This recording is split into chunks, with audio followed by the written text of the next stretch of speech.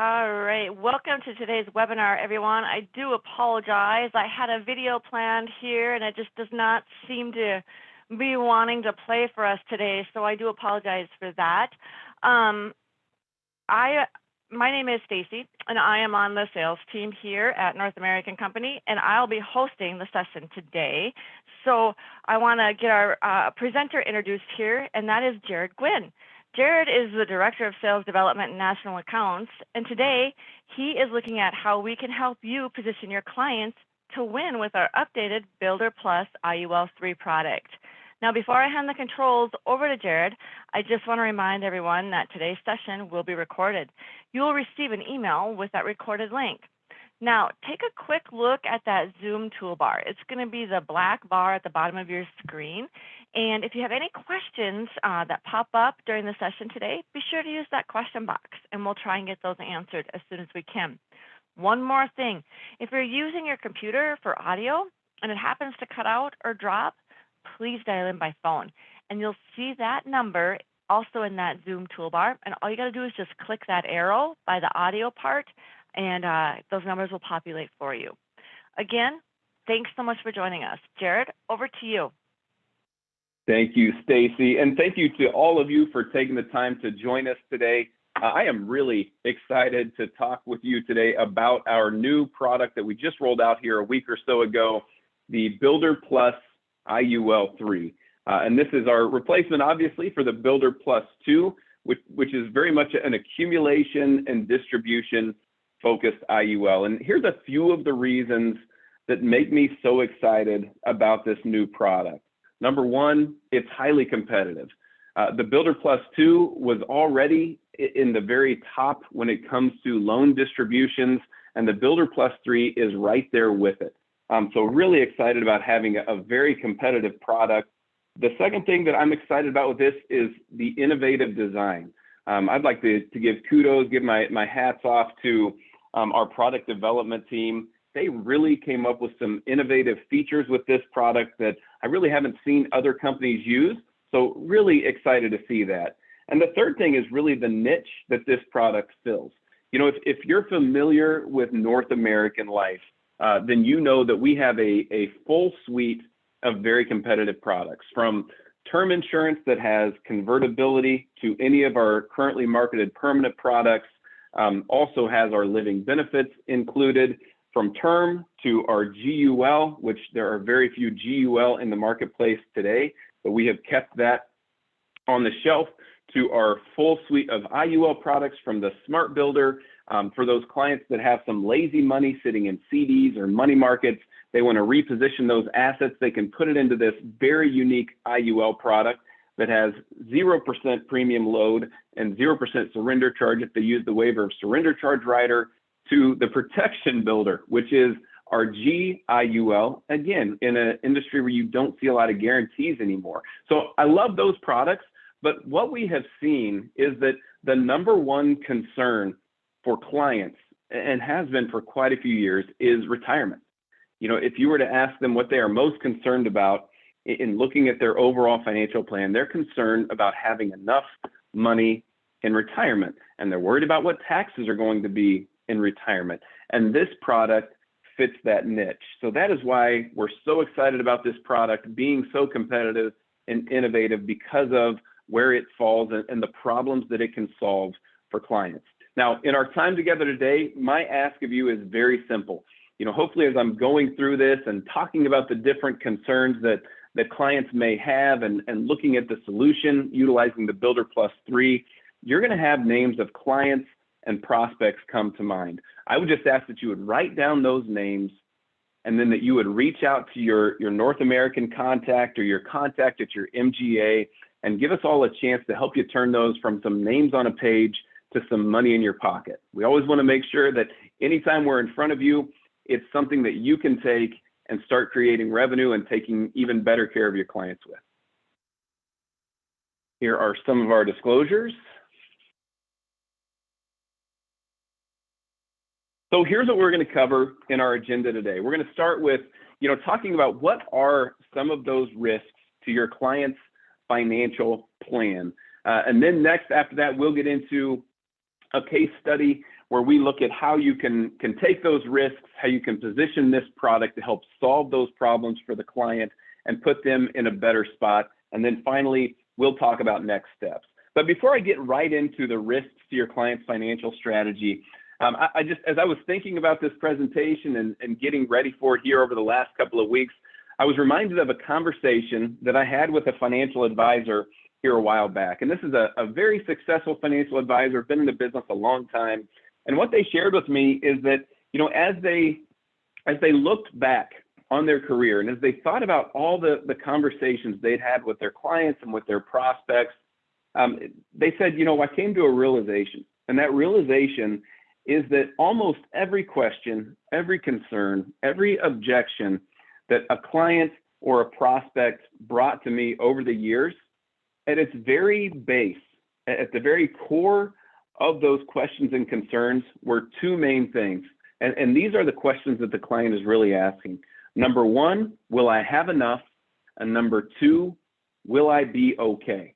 And this advisor said, you know, what I learned is that if I can solve those problems for them, if I can make them feel like their plan, you know, will make sure that they have enough in retirement and will make sure that they're going to be okay, then I have clients for life. I have people that are going to be very loyal to me and are going to refer a ton of people to me. And so that's really what we're going to be talking about here is what are those risks that make those clients feel uncomfortable or not totally secure in what their retirement and the time leading up to their retirement is going to look like. How can we help to solve their problems utilizing life insurance? So the first question, do they have enough? You know, 42%, this is using a barometer study that has come out here, but 42% of people say that if the wage earner were to die in their family, 42% of people would suffer a financial hardship within 6 months. To go even one step further, 25% said that they would suffer financially within 1 month. And then 31%, this is where, you know, we're going to go through some stats here. And I was a financial advisor for 7 years before coming into the home office. And to be honest, I never cared too much for the statistics on the uninsured and underinsured folks, because at the end of the day, yeah, I knew that there were plenty of those people out there. My question was, how do I get in front of them? But the one thing that I see today that is different, one of the very few silver linings to come from the COVID pandemic is that people right now are more open to having a life insurance conversation than ever before. And that's what this 31% represents. 31% of people polled said that I will be more likely to buy life insurance today because of COVID. So we always knew that there were a lot of people that needed it, but a lot of them didn't feel the same way. And 48% of people are saying that they know that they're underinsured. And this is just taking that study one step further. So in the most recent LIMRA study, they found that 70% of US adults are saying, I know that I need life insurance. 70% are saying they know that they need it. 52% have it. So, you know, as we know, that represents a couple things. Number one, that represents that there are 18% of people in there that say, I know that I need life insurance and don't have it. The other thing that I think this represents is that, as we all know here on the line today, those 52% that say, I do have life insurance, it's probably not enough, and it's probably not the right kind, and it's probably not integrated into their overall financial plan to overall help them solve the problems that are in the back of their mind. They think of life insurance as having one use, and that is to make sure my family is okay if I'm not there anymore. And that is the number one most important use. But as we all know, there are a bunch of other things that it can help solve. You know, the second risk to our clients is very simply the tax risk. Now, I was talking to an advisor the other day, and we were talking about how, you know, really everyone, whatever day and age it is, feels like they pay a lot of taxes. They feel like they are currently in a very high tax.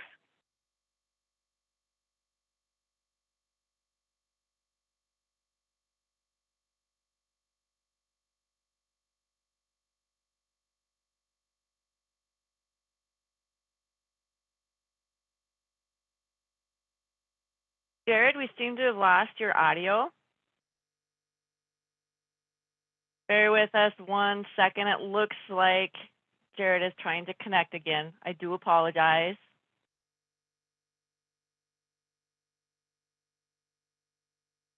Technology is just great when it works, everyone, so just bear with us. I do see him trying to connect. One moment.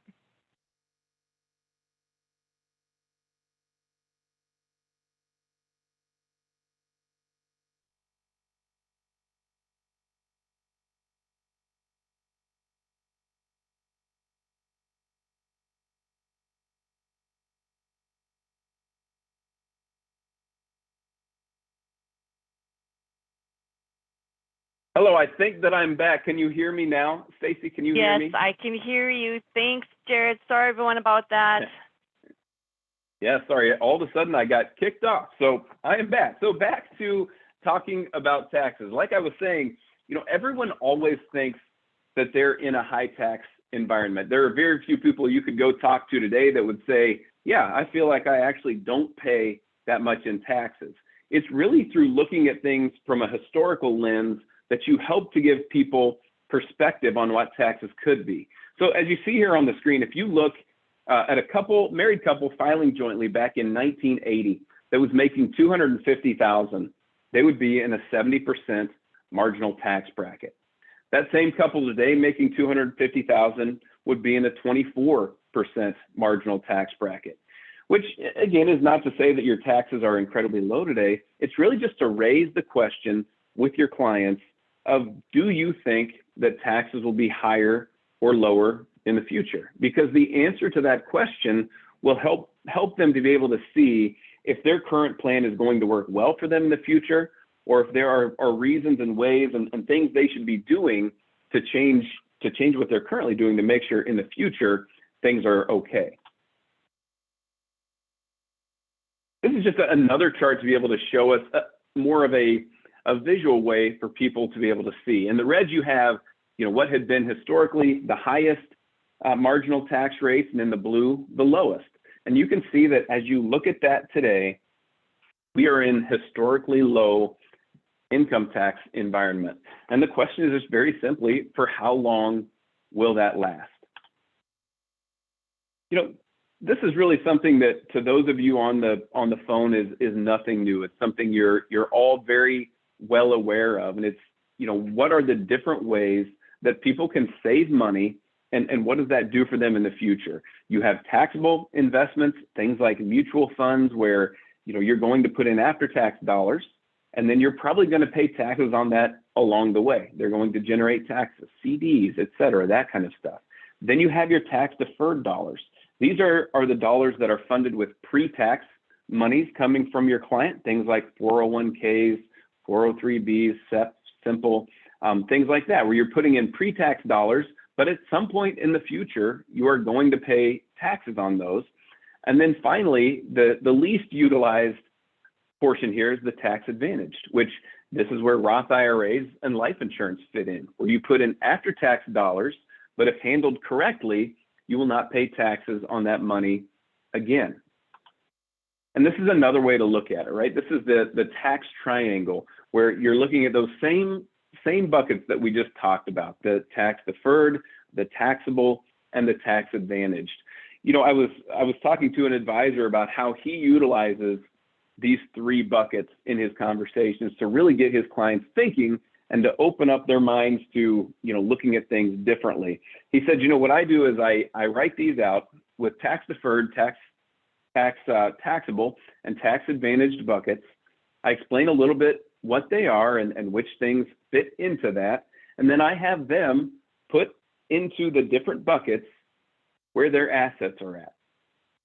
And, it's funny, as they do that, almost all of them end up in the lower left-hand quadrant there, right? In the tax qualified retirement plans. And then you start asking questions, well, why is that? Well, it's because that's what I was told to do. It's what I do through work. It was easy, et cetera. And there's nothing wrong with that. But it leads them to a conversation of, the advisor using it as an advisor, being able to say, well, what we have found is that the most successful plans, those that have the highest probability of success, are well-diversified plans. From a tax standpoint, from a risk standpoint, because the one thing we don't know is what the future is going to hold. So we need to create a plan that's going to work under a variety of circumstances, not just a very specific set of circumstances. So what we would like to see in these three buckets is more balance.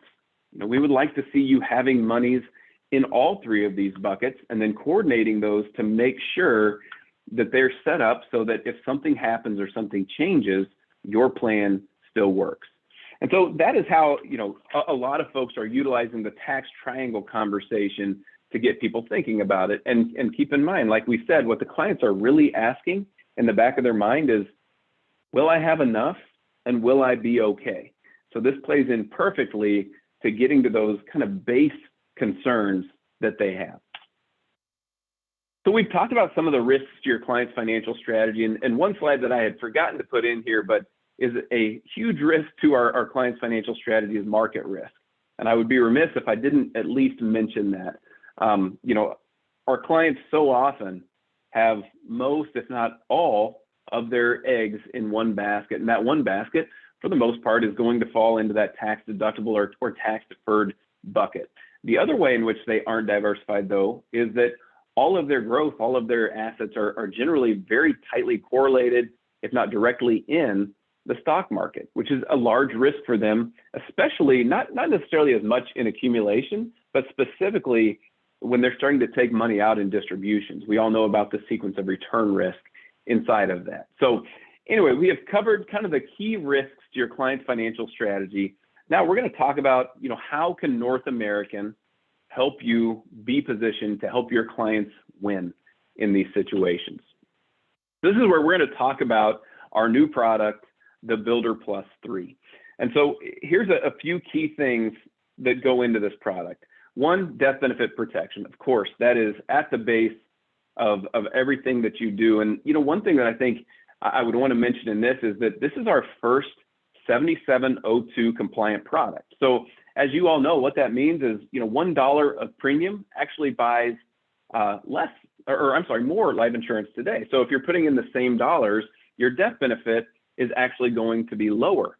And so one thing that I would ask, for you to keep in mind, one, it definitely helps out on the accumulation and distribution side because we're putting more dollars in to less death benefit. So we have less net amount at risk and we have better growth. But the one thing that could expose your clients to is just not enough coverage.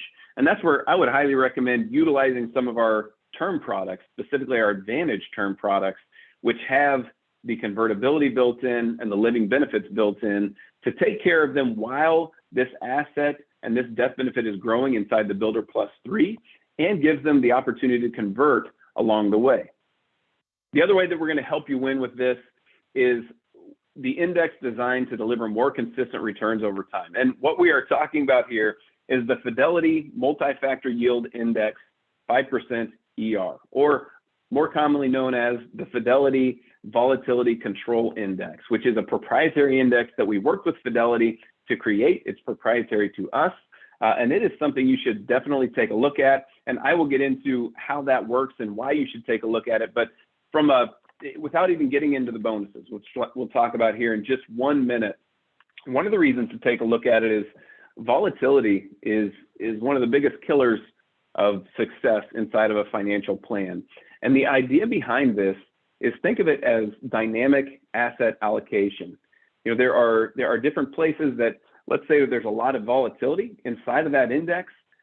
Fidelity, the professional money managers, can move the investment inside of there over so that it's more conservative when there's a lot of volatility, or if there are opportunities that they see, they can move it in to take more advantage of that. The idea is that over time, you're going to have higher lows and lower highs. We're targeting a 5% return there because we all know that if you can just have consistent returns over time, it'll really help you. Also new to this product is a fixed interest participating policy loan. We know some other companies have had that, but this is our first foray into this, and we've done some unique twists on it. So stay tuned to kind of learn a little bit more about what those are. And then just like we have on all of our permanent policies, we have the accelerated death benefit endorsements that are included in that. So let's talk a little bit more about that Fidelity Volatility Control Index, or the Fidelity Multi-Factor Yield Index 5% ER. So a couple of things on this. One, it's uncapped. All right, there is no cap on it, and it has a 125% participation rate. So we're targeting kind of a 5% return, but there's then a 125% participation rate on that. And then here's the other key, and this is why, as you're designing policies with this, you're going to want to utilize this particular index with your clients.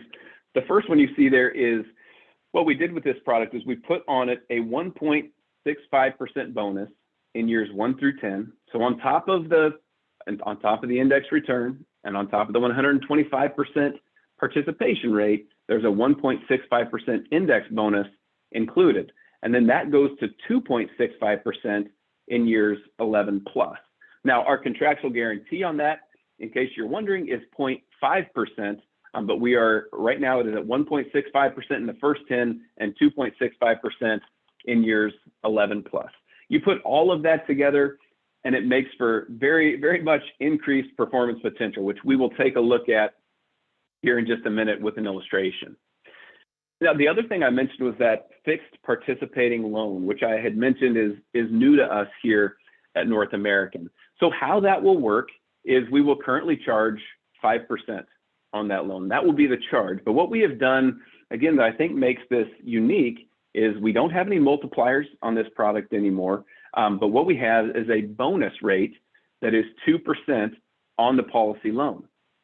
So that's why, as you see down here, the performance in this particular instance, we've always just had net zero cost loans and variable rate loans. Again, two very good options for your client. But by adding in this fixed interest participating loan, you can see that between this and a variable rate loan, you're going to get performance moving from 91,000 of loans coming out in this particular scenario that we're showing here, moving to 113,000. The biggest reason for that is very simple. It is the 2% bonus on the loaned monies that are coming out of that.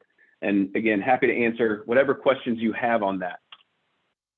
The next thing is, like I said at the very beginning, one of the main reasons we're incredibly excited about this is the Builder Plus 2 was at the top of the charts, just like this one is. And we came through 7702 changes. We made innovations in the product, and we are remaining at number 1. And you can see, for a lot of these situations, we are quite a ways ahead of our competitors. Now, two things I want you to take into consideration. So please pay attention to what I'm saying here. Number one, if you are running any of our illustrations today and you're not seeing us come out, higher than the competition, give us a call and let us look at it. One thing that we have noticed in our illustration software, and this is something we are going to get fixed, and by the end of the month, it'll be on the software and we'll be illustrating correctly. But like I said, if you use the Fidelity VCI index, then you're going to get that 1.65% bonus in the first 10 years and the 2.65% bonus in years 11 plus. If you illustrate at anything lower than our max illustrated rate of 6.24%, the illustration software is not illustrating it correctly and is dropping off those bonuses. So again, if you're someone that likes to dial down the illustrated rates to 6% or 5.5%, there's nothing wrong with that. Just know that it is not illustrating ours correctly today, but we are working on getting that fixed. So for competitive purposes, if you're looking at us compared to others, I would make sure and run us at the max illustrated rate so that you can see with those bonuses included. And then by the end of the month, those will show correctly in any scenario that you run with us. Here's the other thing to keep in mind.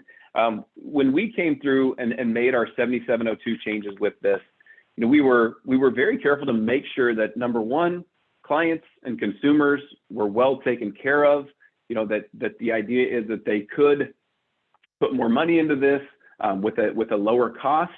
But we also wanted to make sure and take care of the MGAs, take care of the agents. And so we increased targets just slightly per 1,000. But one thing that we noticed that this created is if you go in and you run an illustration with us today, and in this particular instance you're seeing here, we're using a 45-year-old and putting $25,000 a year into age 65, and then we're taking out money for the next 20 years utilizing loans. So one thing that I would ask you to do, if you're running an illustration today using increasing, changing to level, I would ask you to run that same illustration either with the return of premium death benefit option, which is the option where basically it's going to start at a very similar death benefit to increasing, changing to level, but every time you pay a premium, it's going to increase the death benefit by that amount. Now, the benefit of that is that when you stop paying premium, the death benefit stops increasing, right? Which has always been one of the issues with pretty much every carrier. If you're using an increasing, changing to level, then at some point that's going to be a manual process of remembering to contact the life insurance company, change that over from an increasing over to a level death benefit option. And as we all know, most of these are sold with a 20, 30 plus year time horizon. Most people are not going to remember to do that.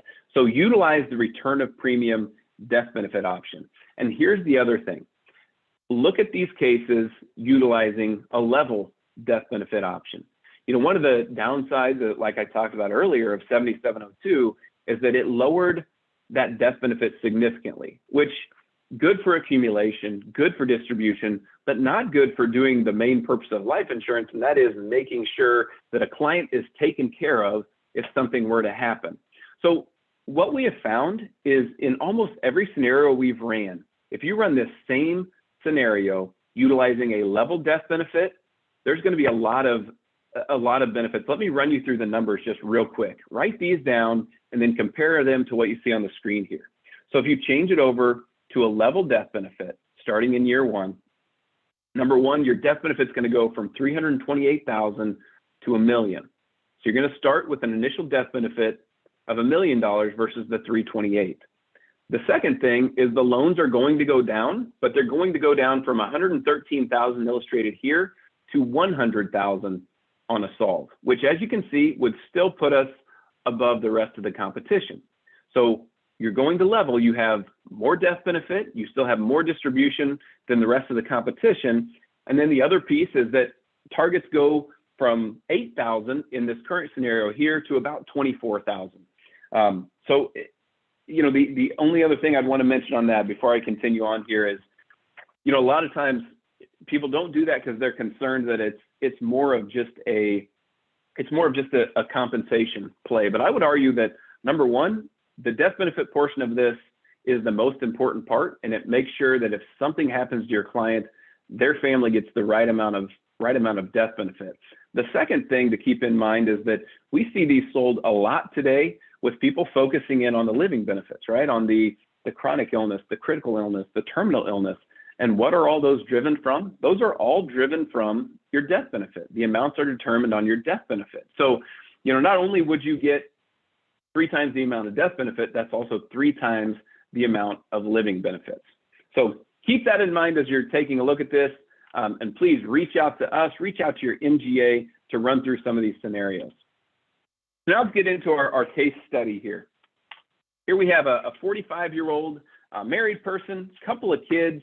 You know, as we talked about earlier, COVID has brought about people being much more aware and much more concerned about death benefit and about making sure that their family is going to be okay if something happens to them. So they're concerned about their death benefit protection. They're also concerned about the amount of spending that's going on in the government and has been going on for many, many years.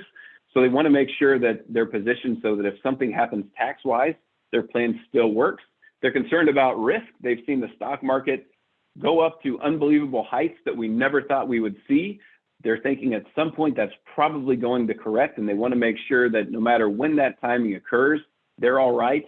And they're concerned about chronic and critical illness needs, right? They want to make sure that they're not a burden to their family if something happens to them and they end up with a chronic or critical illness. And then, of course, they're looking to help supplement their retirement income. So here's what we're going to do. This client had maxed out what they could put into tax-deferred plans, and they had $25,000 a year of disposable income that they were looking for. Where is the best place to put this that will give me some diversification in my plan to make sure that things work out? So we're going to take that $25,000 and we're going to put it into our new Builder Plus 3. Now for this one, we are showing the increasing, changing over to level. We are utilizing the Fidelity Volatility Control Index, which like I said, is at a 125% participation rate. It is uncapped, and it has the 1.65% bonus in the first 10 years, 2.65% kicking in beginning years 11 plus. So you can see that gets us $328,000. Our death benefit continues to grow. And then when we get ready to take income out in the future, we're going to take out about $110,000 a year all the way out to age 100. So what did this do for our client? Well, this is a story that is a great one to tell to your clients. But with the client's current plan, without tax diversification, with keeping all their eggs kind of in that one basket, when they get to retirement, they decide, you know, I need to take out $100,000 of income is what I have thought I need to do. They take all of that out of their 401k, which, as we know, at that time would be an IRA. That full $100,000 is going to be realized income, right? It's going to be fully taxable. Today, that would put them at a marginal tax rate of 22% or $22,000. And the question mark we would have, is that going to be higher or lower in the future? And that's going to leave the client with $78,000 of spendable dollars in retirement. Now, what is our solution that you're able to provide your client? What is that going to give them? And again, we're not looking for any additional out-of-pocket outlay. We're very simply looking at, you know, moving over some assets from one pocket to the other to diversify their overall holdings. So by doing that, now the client has some choices. They say, you know what, I'm going to take $50,000 out of my 401k, and I'm going to take $50,000 out of my life insurance policy.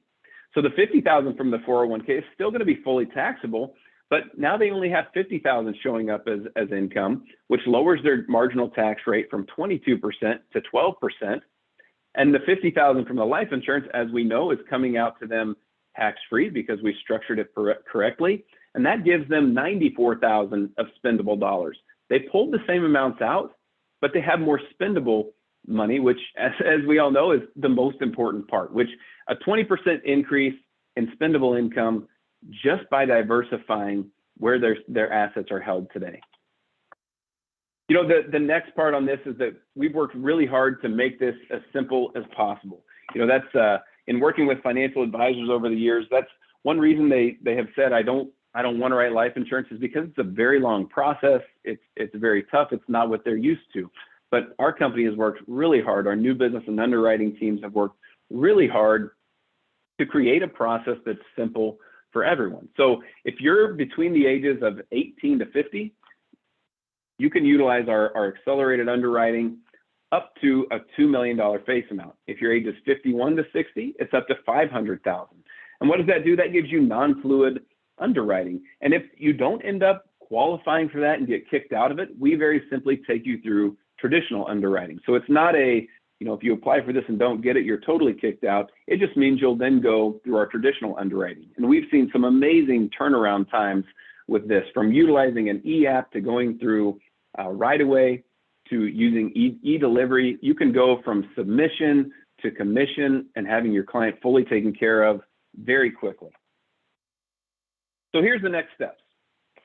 Let's make sure and reach out, you know, hopefully you've written down those names, reach out to your counterparts here at North American, reach out to your MGA upline and talk to them about being able to utilize this product to help solve your client's problems.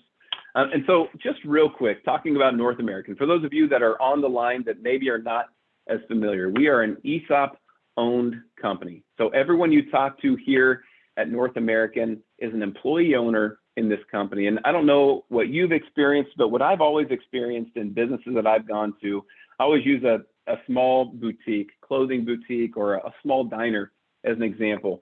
But if you go in and you are served by the owner, you get a different level of service because they care so much about your experience.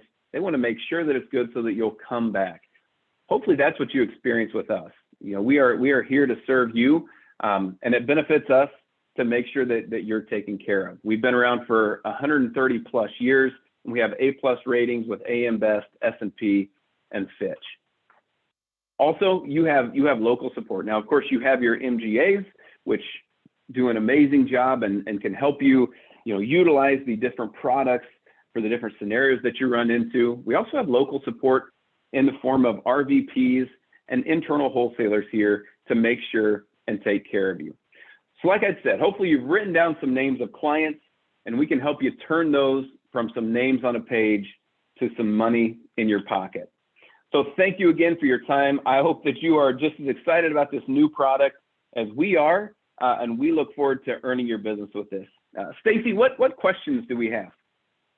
All right, Jared, thanks so much. Great information there. We did have a question come through as to why are the premiums on our Builder 3 really high compared to the Builder 2?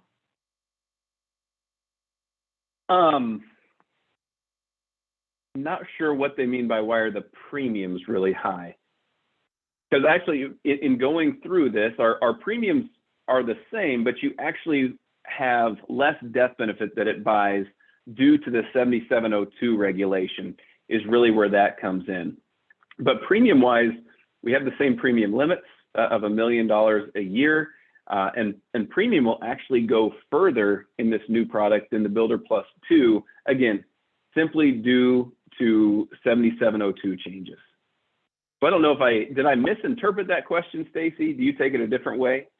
Nope, that's the way I took it, because then I had a follow-up regarding the target premiums on the IUL 3, that they are lower than the IUL 2. So that would go into or that would be related to the 7702, correct? Correct. Yeah, the bottom line is that target premiums are driven by death benefit amounts, right? So when 7702 came into play, many carriers we've seen have made no adjustments to target. So it's just flat out a lower target premium. We tried to kind of balance, the making sure that the consumer, the client, is taken care of, but also increasing targets slightly, so that as agents and as MGAs, your work is important, and we want to make sure that you're fairly compensated for. So we kind of went right in between those two to make sure that you are still taken care of, but also your client gets an even better deal than they did prior to 7702 changes. And that's really where, if you're looking at that and you're wanting to see what other ways you could design this, that's where, like I was saying earlier, take a look at a level death benefit design. It still creates an amazing loan stream for your clients, but it also gives them about 3 times the death benefit to start out, which gives them 3 times the amount of living benefits, and of course, 3 times the target. Perfect. Regarding the Fidelity Index that we now provide, are the bonuses and how the Fidelity works, is it in policy years or the time in the index? Question. Yeah, it is in policy years. So in policy years 1 through 10, it's a 1.65% bonus. And in policy years 11 plus, it's a 2.65% bonus. Perfect. And then just staying on those bonuses, we did have a question that just came through. Is the 1.65% bonus being included in the illustration, and is the participation paid before or after the bonus? Gotcha. Very good questions. Very good questions.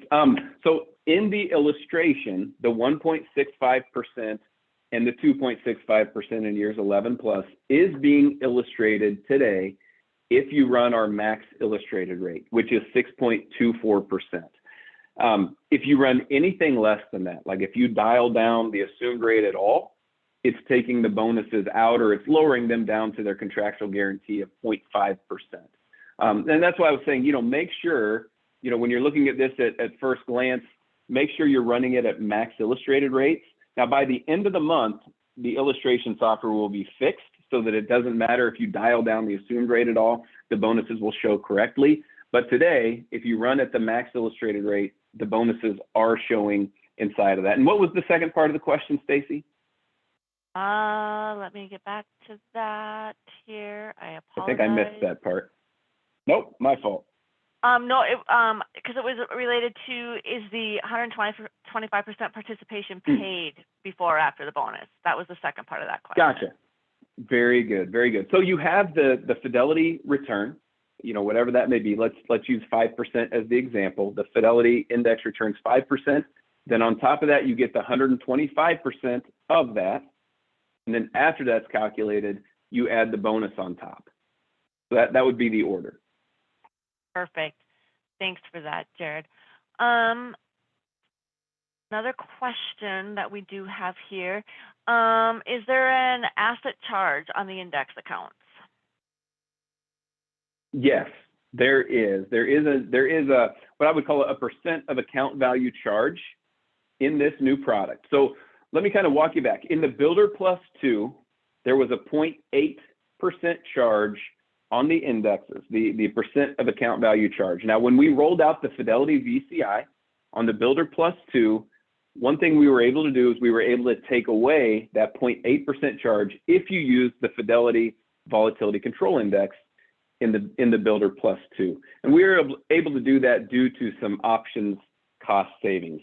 Now with this new product, what we did is we did put an account value charge in it, and that account value charge applies to the Fidelity VCI and to all of our other indexes, and that is 1.25%. Right? So you might look at that and go, well, gosh, that's significantly higher. I mean, on the Builder Plus 2, you were at 0, and now you're at 1.25%. But because we put that in there, we were able then to do the interest bonuses. So that's where in the first 10 years, utilizing the VCI, you're getting 1.65% with a 1.25% percent of account value charge. So you're actually getting 0.4% higher on that than even on the Builder Plus 2. Perfect. Thanks, Jared. This is a good one, and it's going to be related to the fixed rate policy loan. So explain how that 2% bonus comes into play, and if it's a true index loan where all the funds remain in the policy and are credited with the entirety of the index rate at the 125% par plus the bonus. So basically just how that Gotcha. fixed participating, how that loan will work. Perfect. Yes. Yeah. Good question. So it is truly a participating loan. So, just like with the variable rate loan, we act as though those dollars did not get taken out, right? It is still getting to participate in what the index does. Now, the amount that it gets to participate in would be, like with the Fidelity, that's going to be with whatever the VCI returns plus the par rate, but not with the bonuses included on top. The bonuses on loaned monies, the bonuses on the 1.65 and the 2.65 do not count in that. So we would charge 5%, but then there would be obviously what the index did, sort of if it did the 6.24%, that would be that, some arbitrage there in reality. And then you add in that 2% on top of it, which is the bonus. So, in the real world, you'd be if you're really illustrating 6.24%, and we're currently charging 5% and you're getting the 2% bonus, you're really showing about 3.65% in the real world if the client were to be able to pull that money out in that scenario. Perfect. We are getting close to our 45-minute time frame here. So I'm going to just end the questions there. We did have one quick question here. I'll let you answer live, Jared. Is there any update on when it would be available in California? Gosh, that is again a very, very good question. One that I wish we knew the answer to. But as you know, it can be difficult to get things approved in California. All I can say is that we filed as early as we possibly could, and we continue to check back, but I do not have a timetable on when that'll be approved. Thank you. And correct me if I'm wrong, but I believe Florida and Delaware are approved at the end of this month, correct? Correct. Yep, correct. Perfect. All right. So I know we didn't get to a couple questions, but we will be reaching out to you via email and get those questions answered. So please don't feel that you've been forgotten. Jared, thanks so much for your time and all this information. I do appreciate it. And, on behalf of Jared, we just want to thank you for carving time out of your afternoon to spend with us.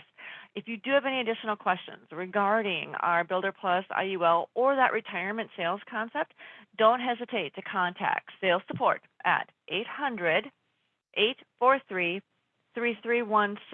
option 2. You can give your internal a call or your MGA a call as well, and they'll be able to answer those questions for you. Also, there's that survey that's going to pop up at the end, and you can throw any questions you have on there. So thanks again, Thank everyone. you. We hope you have a great day, and as always, stay safe out there. Absolutely. Thanks so much, Stacy, and thank you, everyone.